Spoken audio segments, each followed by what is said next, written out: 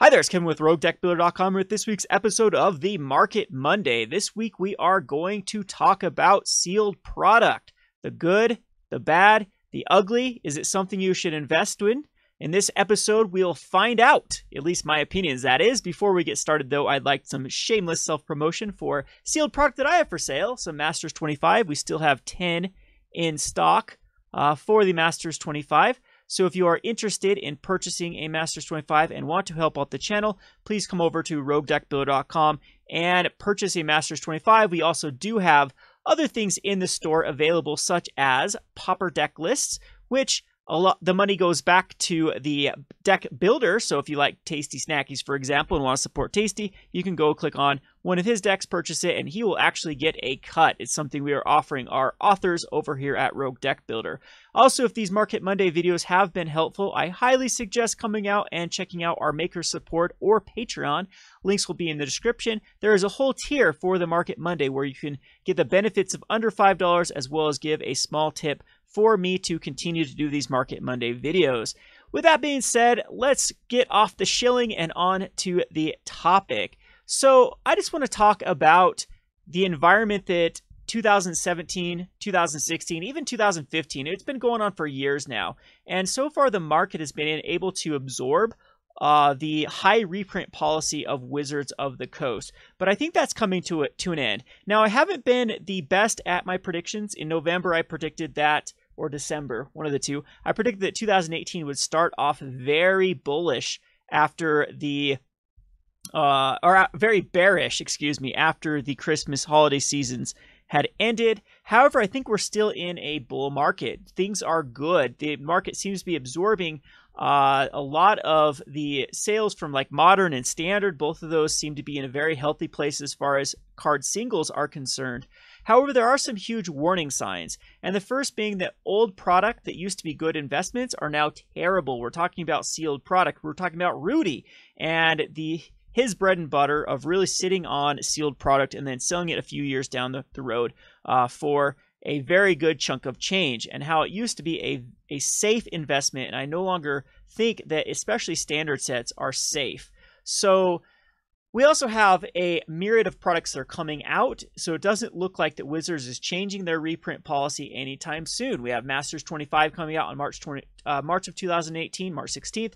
We have the Challenger decks, which are massive reprints and have massive supply, coming out in April, as well as Elves vs. Inventors, the last dual decks, but I think that they will eventually bring decks like these back, will come out in April as well. These usually have very, very high supply, followed by a standard set of Dominaria, followed by a Commander Anthology, followed by Battle Bond in June, and then a signature spellbook, Jace, in June, as well as a global series in June, followed by bringing back core sets in July, and on to the regular commanders in August.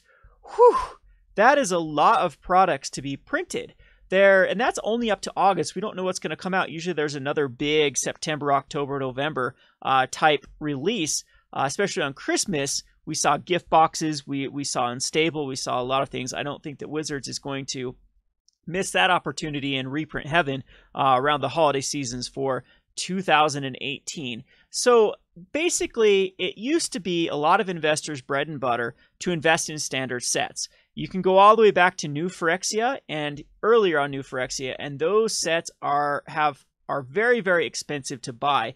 Very much so than what the value of them is in those. You can't even find like even a Mirrodin Besieged box and be able to even come close to cracking your value. One thing that Rudy has liked in the past is, whenever anyone decides to draft, that's one less box on the marketplace. It's, these things cannot be reprinted as far as complete sets are, or at least they haven't ever been, and it's just the scarcity eventually outstretches the supply, and the demand of people that just want to have that nostalgic draft will eventually outstretch it. However, Return to Ravnica Forward was a complete different case, as they started to do what's called print to demand, which means that they'd continue to print sets until there was no longer demand in that standard season. So as long as it was still in standard, so for example, as long as people are still wanting Kaladesh, if Kaladesh was to run out of their warehouse, they would do another printing of it and stock back up their warehouse,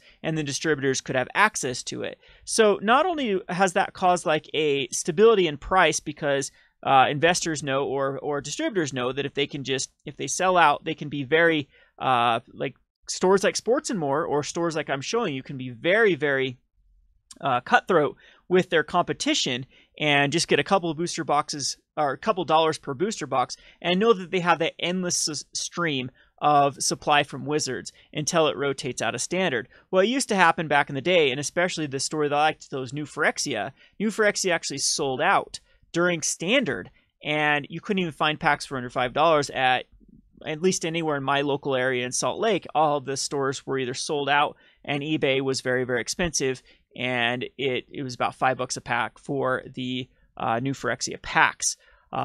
So of course I think that Wizards does need to have this print to demand policy. However, it has made these sort of products, I would say, not investable, and I'm going to try to prove that to you throughout this video. Now, again, there have been some exceptions to the rule. We're going to look over those. So first of all, this is the state of the market.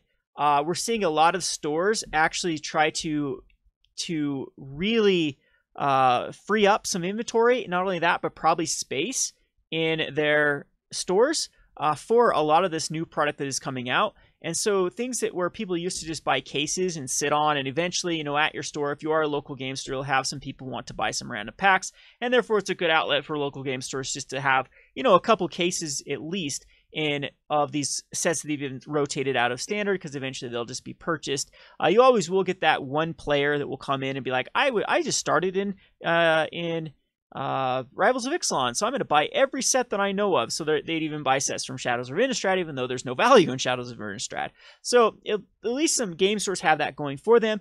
But you can see that this is no longer true for a lot of game stores that are trying to free up capital. They can't sell. One thing that used to be good about older sets is you could put it up higher, a little bit higher than the standard sets, and you'd get a better return. Because that's your investment has to appreciate. You have to have some incentive to want to sell these over newer standard sets, so that's usually where you increase the price point. So I've been scouring the internet, found, of course, Dave & Adams, cool stuff.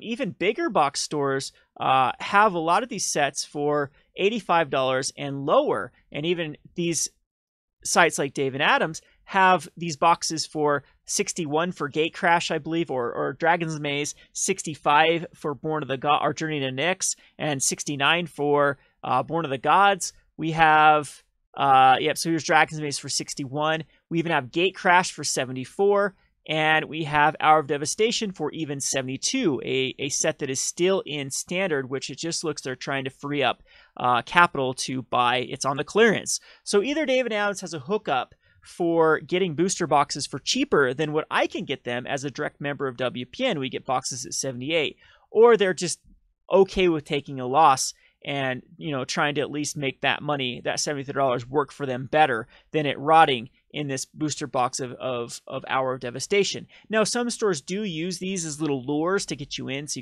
you know, I'll buy an Hour of Devastation and buy, you know, tack on some other stuff. But in today's day and age, a lot of shoppers will come and they are specifically looking for a product, buy that product, and that's it. So if you go over to eBay, it's very similar. We have even Fate Reforged, which is now getting kind of old. I mean, my store didn't even exist with Fate Reforged. Like, Fate Reforged was, I think we started during Battle for Zendikar, Gondor Games. We've been going for 2 years. So, I mean, this Fate Reforged is even older than my time existing as a local game store.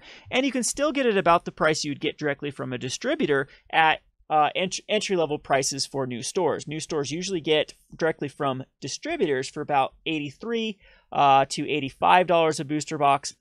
Distributors are getting a lot more competitive, and that's also a bad sign for the health of the game, because when there was a lot of sales, the distributors could get away with selling to small local game stores that don't have a lot of orders. They could get away with selling for $86 because eBay was still not selling for around that price. It was still $95, $100 a booster box. So we've been seeing the average value of booster box creep down, down, down. And again, I know Fate Reforged is gone, but there still is, you'll still get like 2 fetch lands per Fate Reforged booster box.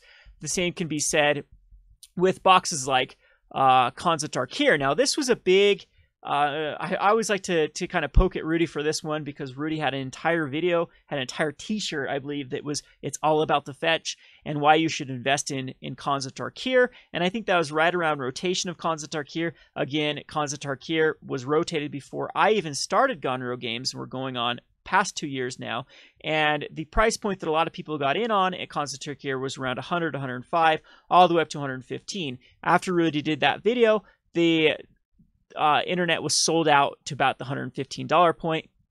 Right now, you can still find, if you do shop around, like here's 2 Khans of Tarkir booster boxes for 115 free shipping. You can even go down and start to find plenty of them at the $115 mark. So 119, which there's a few shipping here, 124 free shipping, 120 free shipping. This is Japanese though, but I did find some English ones earlier.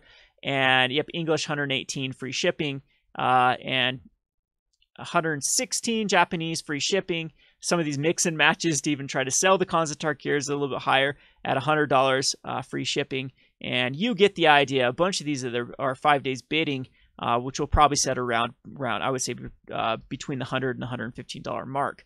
So if you would have invested in a booster box over, 2.5 years later, Khans of Tarkir would still be a kind of a dud of an investment. Usually that's what I don't like about sealed products is, yes, you do have to play the waiting game, and you'll see videos with like other people like Rudy that will say, hey, look at my Eternal Masters now, look, I can sell them out here for this, this, and that. But I would say that the singles market, even though it does have a lot of volatility, still can have a lot better returns if you're smart with your investments. Right now, I'm starting to sell out of my Cyclonic Rifts and my Relic of Progenitus because they've got to the point of where they've got me double of what I paid for the cards, and that is after fees. So I think that if you're savvy with singles, that is why I like them. The other reason I don't like them is storage. These things do require some storage space, and they do require massive. If you have to ship these things, a lot of times it can't be cheap. You're looking at between, I would say, if you can fit it in the envelope, but a lot of times that's not the best way to ship it.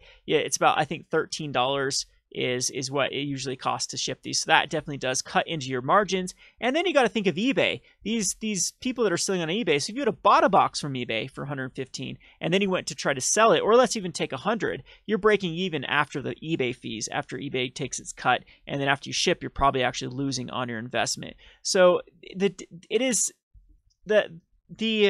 atmosphere for buying into sealed products and reselling them is long gone. The same can be held for like a bunch of the From the Vaults. I don't think there's a lot of From the Vaults in the not so distant past that have appreciated in value. The vast majority of master sets can still be purchased near MSRP, and most of them still way below MSRP. I believe that I was looking at the Modern Masters 2017. It's still going for around $260 to $280 a booster box. Let's see if we can Modern Masters 2017. I found some earlier. This is still high to low, so you can still get a case. So here we go. We have $250 for Modern Masters 2017, $260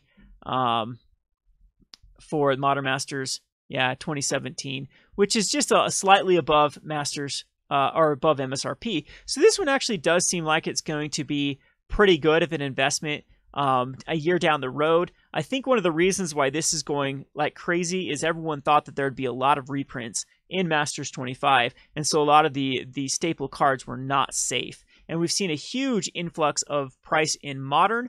We've seen Tarmogoyf, Liliana, Dark Confidant, all of them that did not get reprinted. Snapcaster Mage go up in Karn, go up very substantially in singles prices. So I'd even make the argument if you would have invested in cards that were in this set, you'd still have a higher return now than the entire booster box being sold. And it'd be a lot. The one thing about booster boxes is you usually do have more people that are interested than any given single. And so it's not like this. It's not as big of a waiting game. If you need to sell it now, you can sell it. So that's one of the pros of the sealed booster box. However, there have been big duds like Iconic Masters. Not that old of a set, still fairly recent, but having two master sets so close together has caused this. There are rumors that there are a lot of distributors that are trying to force Wizards to buy back Iconic Masters from them, as it's been such a dud of a set. I can now get Iconic Masters directly from a particular distributor for 118, I believe, and I bet I can negotiate them down even more. And so that is a lot cheaper than even when I was getting it for. So it's $10 cheaper than when I was getting it directly from Wizards for Iconic Masters. Iconic Masters, I actually don't think is that terrible of a set. I think that there are a lot of cards that will have a lot of value, and people are going to look back at this in 2 years and be like, wow, there's some good stuff in there. However, that's how long it takes for Commander staples to reappreciate in value before. So you can't, I don't think that Wizards for Master sets a lot of times can rely on Legacy and Commander cards to have this sort of appeal for right now in the here and now when they reprint stuff. So things get devalued by 40%. It takes Commander cards a long time to regain that value of getting lost in the kind of the reprint cycle. Modern cards can be regained quite easily because of the shifting of the meta. We'll have new decks, and therefore it will have a new buying spree of cards. And yeah, so that's just the nature of the beast with Modern. So anyway, that is my overall rundown of the sealed products. I would say the same thing for like Plane Chase Anthologies is a kind of was a pretty bad investment for a lot of people. You can still find those for very cheap. Rivals of Ixalan seems to be like it didn't sell very well. I'm sure we'll start to see a lot of deals for Rivals of Ixalan. Gift packs, intro decks, some of those used to actually be quite good back in the day to just buy and then sit on.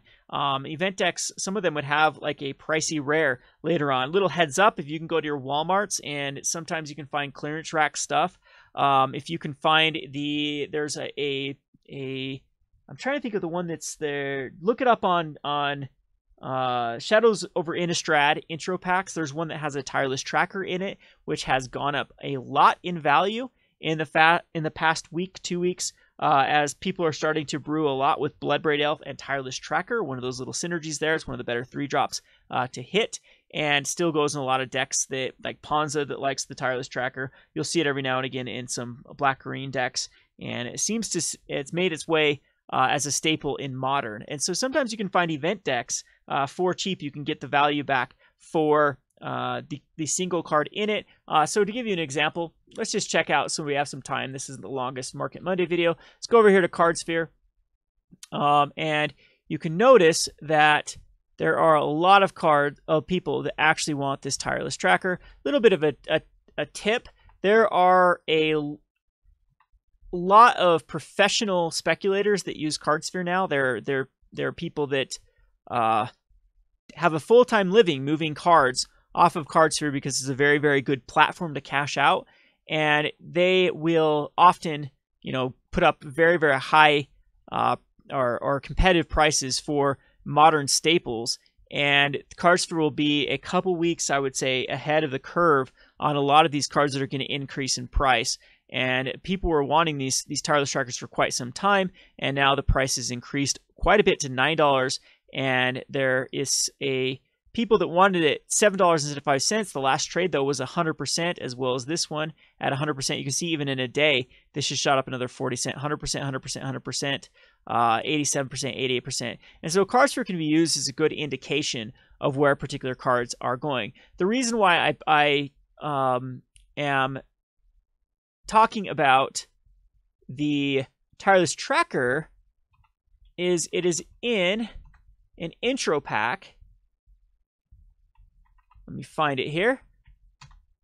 The Shadows over Innistrad intro pack called Unearthed Secrets. Has a 1-of Tireless Tracker. Now, if you look down this deck list, you'd be like, there's all garbage in here. Nothing else in here has any sort of value. This is bulk. This is very bulk for the rest of the cards. I can't even...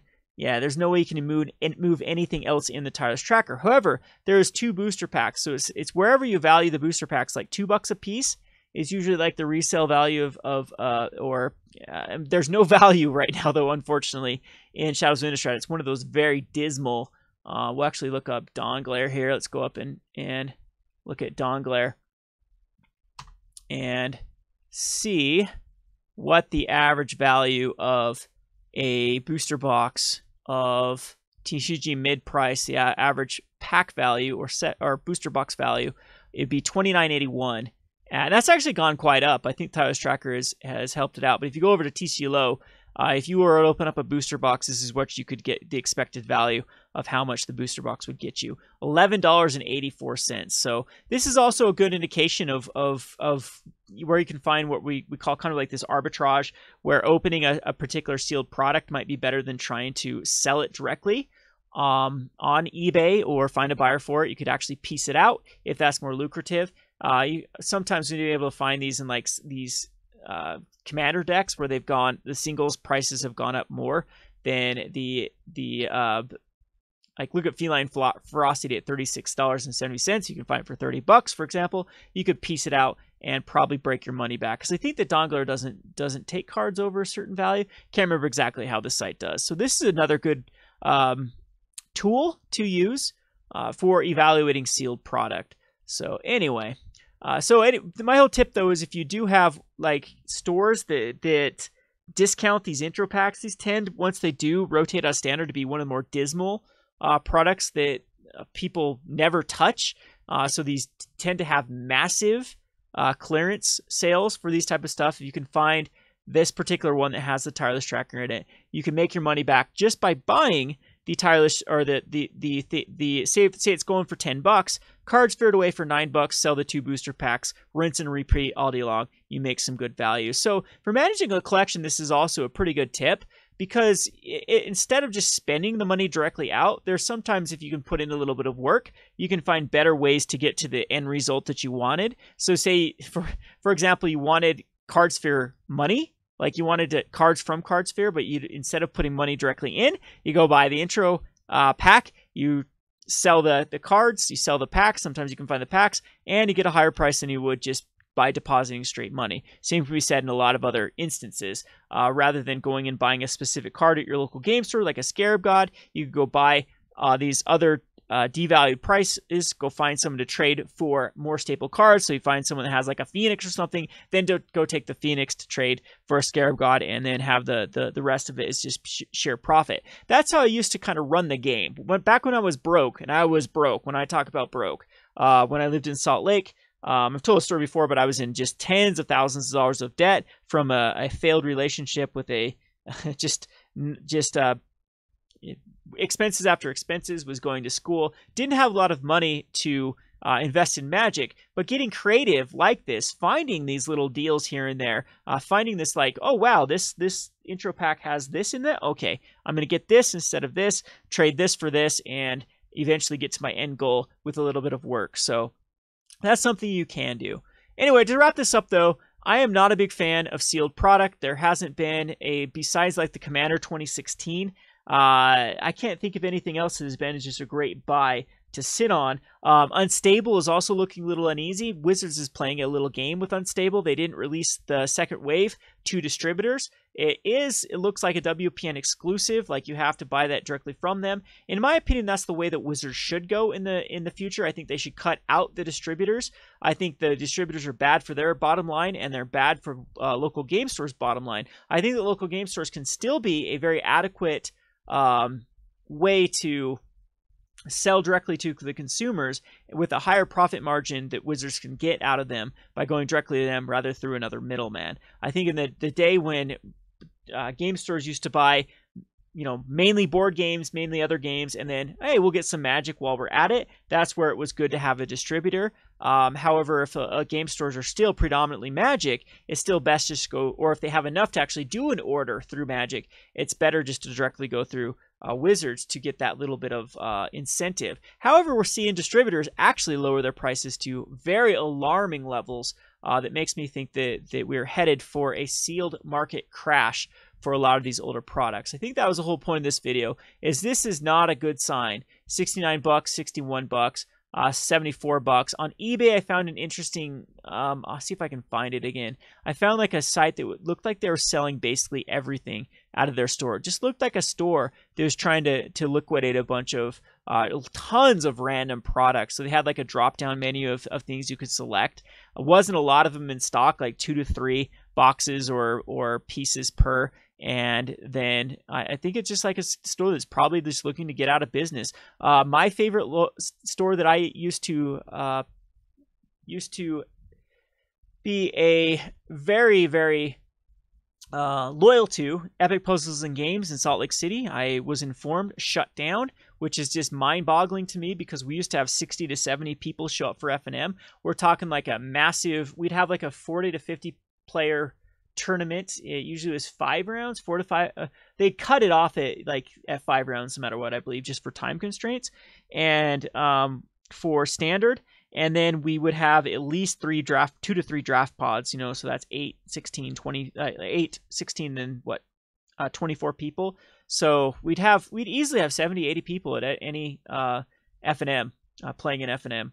And it's just sad to see that even that store, with the new climate for Magic Gathering, has gone under. I know it's different management. Someone in Salt Lake might tell me there might have been some other woes, which is how the business was operated. But it's so sad to see, the store. I became very good friends with the 2 store owners. They used to actually sponsor me to go to Comic-Con and give a little seminar at Comic-Con. And they're really good friends. Took me out to eat when I won the PTQ because it was they hosted a PTQ.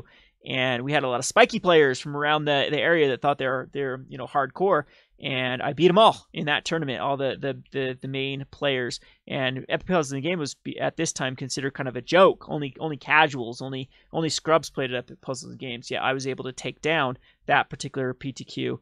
So they were happy, and those are good times. And it's really, really sad to see a local game store go under. So if you can, I know your wallet is where you should be loyal to, but please go support your local game stores. These are tough times. It is impossible for a local game store to compete with these prices.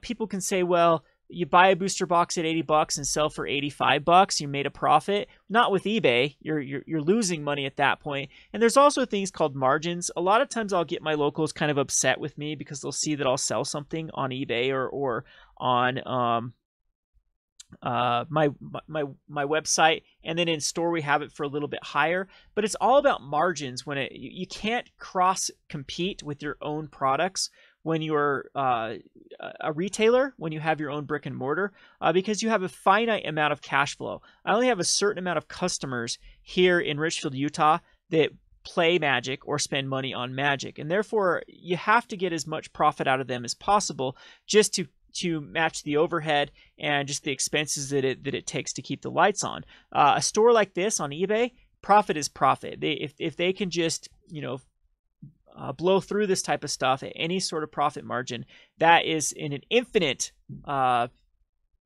revenue stream, such as the internet, or close to infinite.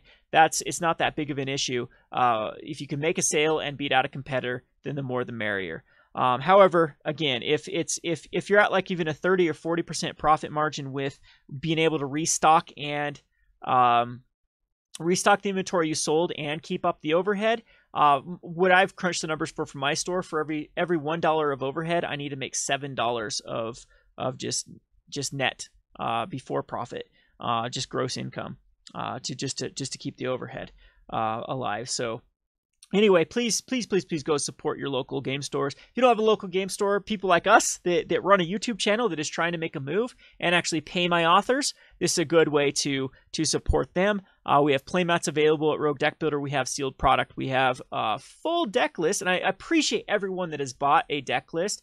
Thank you so much. We've actually started selling these Pauper decks, and I hope you enjoy them when you get them. I hope you actually do give Pauper a try. I just played an amazing match with Zach. It was what we call Pauper Twin. It is a Presence of Gone deck that tries to go infinite with Midnight Guard. So I guess we call it, was it called Present Guard? Presence Guard is what the deck is called, and has the alternate win condition of just establishing a ton of tokens and then beating face with Rally the Peasants. And I was playing Tortured Existence. That deck is so much fun to play, and it was a big cat and mouse back and forth game of trying to outmaneuver each other's. The sideboard cards came in. Zach ended up, spoiler alert, I got beat by Zach. Yes, the walk of shame is real.